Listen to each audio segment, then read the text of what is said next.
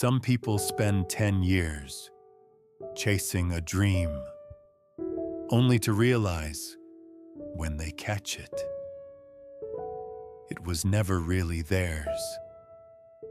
Her name was Sophie, 32 years old, senior attorney at one of the most respected firms in the city.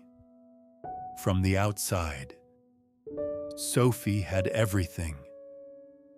A title people spent careers working toward, a salary that made her parents proud, an office on the 14th floor with a view of the skyline.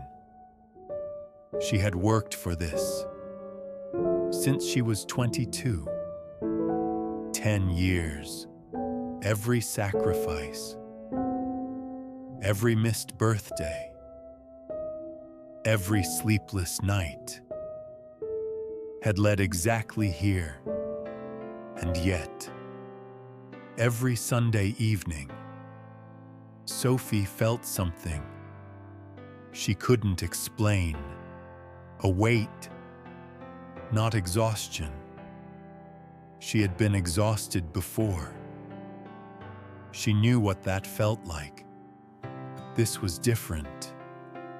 This was dread, the kind that starts in your chest on Sunday afternoon and doesn't lift until Friday. She told herself, everyone feels this way. High-pressure jobs are supposed to feel hard. That's the point. So she pushed through. Year 1, Year 2, Year 3, then Year 4. Something cracked. She was in a meeting, a routine client call, the kind she had done hundreds of times, and she realized she wasn't listening. Not because she was tired, but because she didn't care. Not about the case, not about the client, not about any of it. She excused herself, walked to the bathroom, locked the door, and stood in front of the mirror for 4 minutes. She didn't cry. She didn't panic.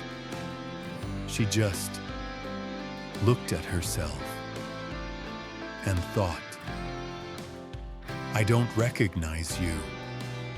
That night, she told her partner Daniel, I think I need to stop. Daniel looked at her. Stop what? All of it, she said. The silence that followed was the loudest thing she had ever heard. The next 6 months were complicated. Daniel was supportive, but scared. Her parents were confused. Her colleagues thought she was having a breakdown. Her mentor, a woman she had admired for years, said, Sophie, you are at the top of your field. This is the hardest part. Everyone feels this way. You just need a vacation. Sophie took the vacation. She came back, and nothing had changed. She handed in her resignation on a Thursday morning.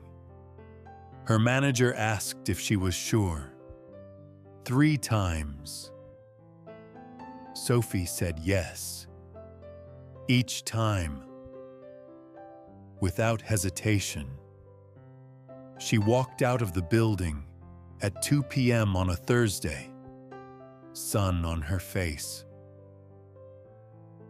No laptop, no calls, no obligations, and for the first time in 4 years, she took a breath.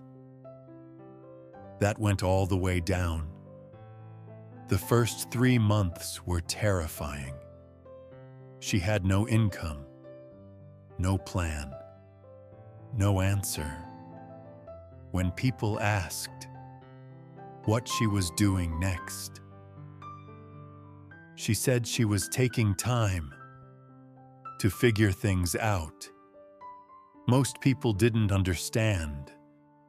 Some thought she had failed. Some were quietly waiting for her to come crawling back.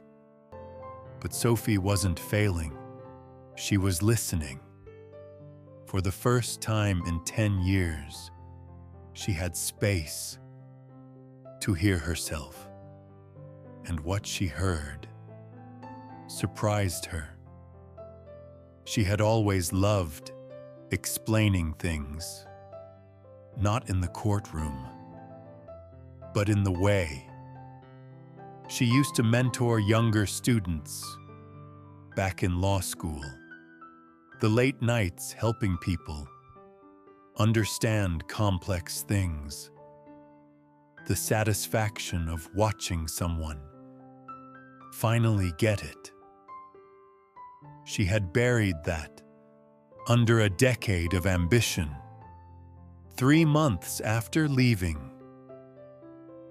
Sophie started a newsletter about legal literacy for non-lawyers, helping regular people understand their rights, their contracts, their options.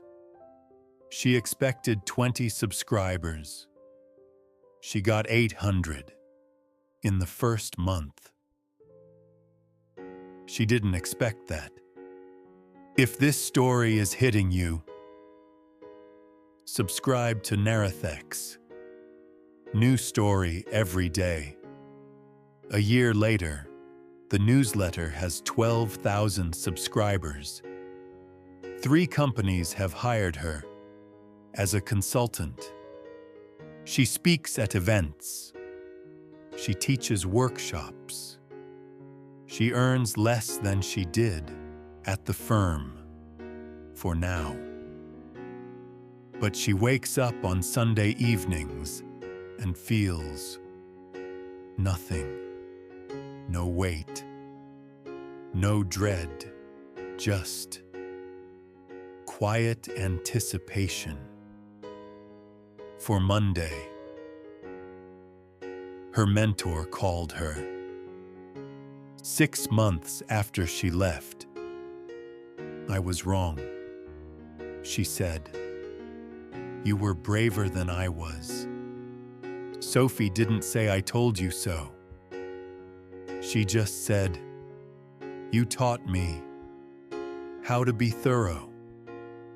That's why I knew when something was wrong." 2 years later, Sophie still doesn't know exactly where this is going. She has a direction, not a destination, and that feels like enough. So let me ask you something. Is there something in your life right now that you worked hard to get, and it's still not making you feel the way you thought it would? A title, a position, a version of success that looks exactly right from the outside. Because sometimes the bravest thing is not pushing through. It's being honest enough to say, this is not it. A dream that breaks you is not a dream anymore. It's just a very expensive and very beautiful cage. This is Narrathex, where the story is the code The lesson is the key. Subscribe and never miss another story.